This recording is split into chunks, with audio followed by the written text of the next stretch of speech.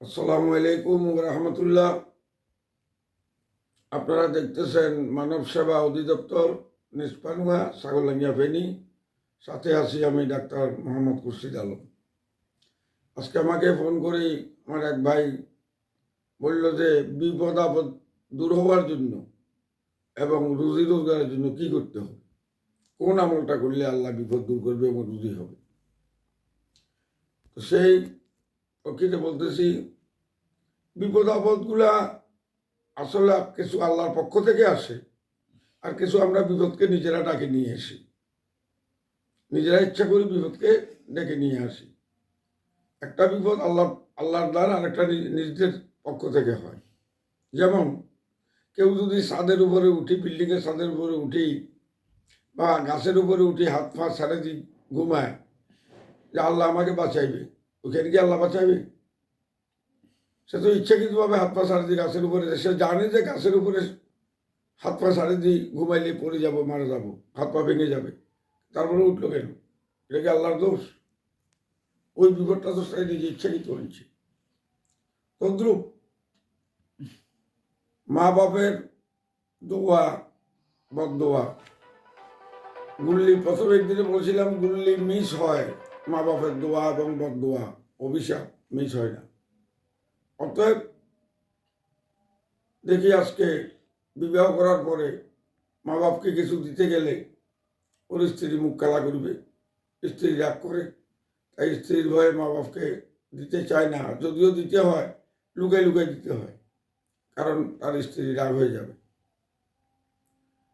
এরকম স্ত্রীর ভয়ে স্ত্রী যদি কয় বর্ষ শেষ হয়ে যায়, এমন ছেলে দুনিয়াতে আছে, আল্লাহ মাফ করো, এই ধরনের ছেলে আল্লাহ কাউকে না দো।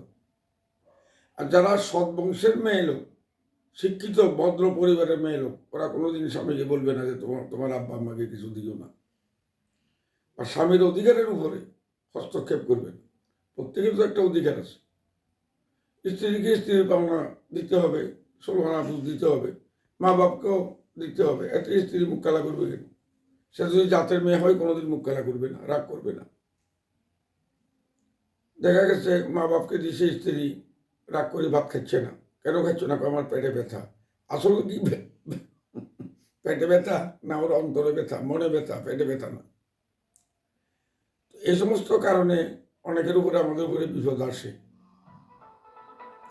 তো বিপদ দূর হওয়ার জন্য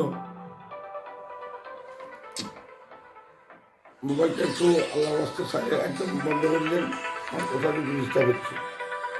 তাহলে বিপদ দূর হওয়ার জন্য আমাদেরকে কি করতে হবে? যদি বিপদ আসে যায় আল্লাহর পক্ষ থেকেও নিজের পক্ষ থেকেও, বিপদ দূর হতে হইলে, বিপদ থেকে মুক্তি লাভের উপায় হইল 2 রাকাত কাজায়ে হাজত নামাজ পড়বে। নামাইতু আন উসাল্লিয়া লিল্লাহি তাআলা রাকাতাই সালাতিল কাজায়ে হাজত মুতাজাহান ইলা জাহাতিল কাবাতিশ শরীফাতি আল্লাহু আকবার। তারপরে সূরা ফাতিহা দি কুল ইয়া আইয়ুহাল কাফিরুন, পরের রাকাতে আলহামদু সূরার পরে কুল হুয়াল্লাহু আহাদ এটা পড়ি, সালাম ফিরে দরুদ শরীফ পড়েন। এরপরে সিজদাতে যাবেন, সিজদায় যাইয়া লা ইলাহা ইল্লা আনতা সুবহানাকা ইন্নী কুনতু মিনাজ জালিমিন 41 বার পড়তে হবে। 41 বার পড়া শেষ হইলে হাতকে এইভাবে উল্টাইয়া হাতের উপর মাথা রেখে আপনার মনের বিপদের কথা, দুঃখের কথা বলবেন। ইনশাল্লাহ আল্লাহর রহমতে বিপদ চলে যাবে, বিপদ থাকবে না।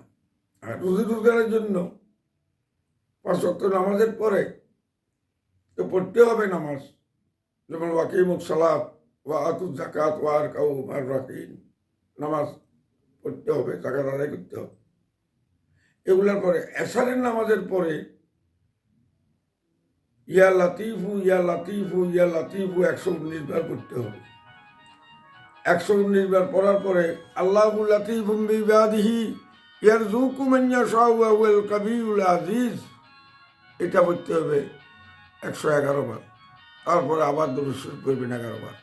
প্রত্যেক আমলের আগে 11 বার দরুদ শরীফ পড়তে হবে, পরে 11 বার। এই আর কত দুনিয়াতে চলতে হলে কতগুলো আইন কানুন, রুল এন্ড রেগুলেশন আছে। এই নিয়ম কানুন চললে আল্লাহ আমাদেরকে দুনিয়াতেও শান্তি, কবরেও শান্তি, আখেরাতেও শান্তি পাওয়া যাবে। যেমন তওবা ধ্বংস করে গুনাহকে।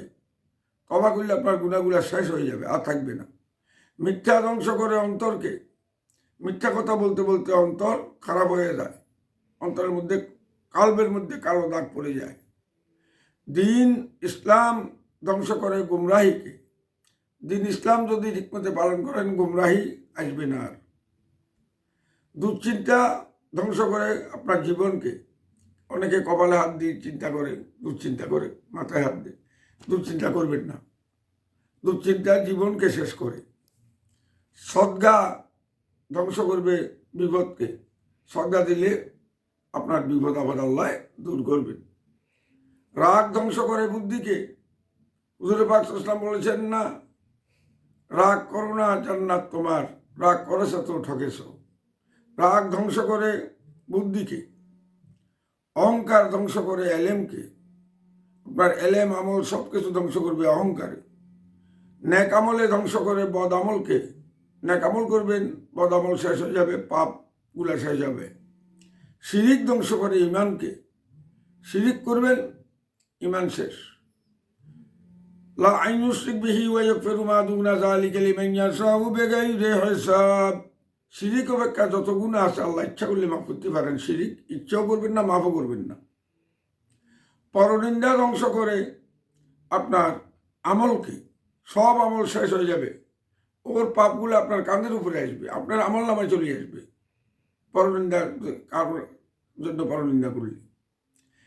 আর ধোঁকাবাজি করাটা বড় জঘন্য অপরাধ। ধোঁকা ধ্বংস করে আপনার রিজিককে। যারা মানুষকে ধোঁকা দেয়, ধোঁকাবাজি করে, তাদের রিজিক আল্লাহ উঠে নিয়ে যায়। এই নিয়ম কানুনগুলো মানি চললে দুনিয়াতে শান্তি, কবরে শান্তি, আখেরাতেও শান্তি। কোনো আমল জানতে হলে, কোনো ওষুধ বলে, আমি তো কবিরাজি হেকিমি করি আজকে অনেক বছর। কোনো ওষুধ বলে প্রয়োজন হইলে, কোনো আমলের প্রয়োজন হইলে আমার এই নাম্বারে ফোন করবেন 018133 785550। আসসালামু আলাইকুম রহমতুল্লাহ।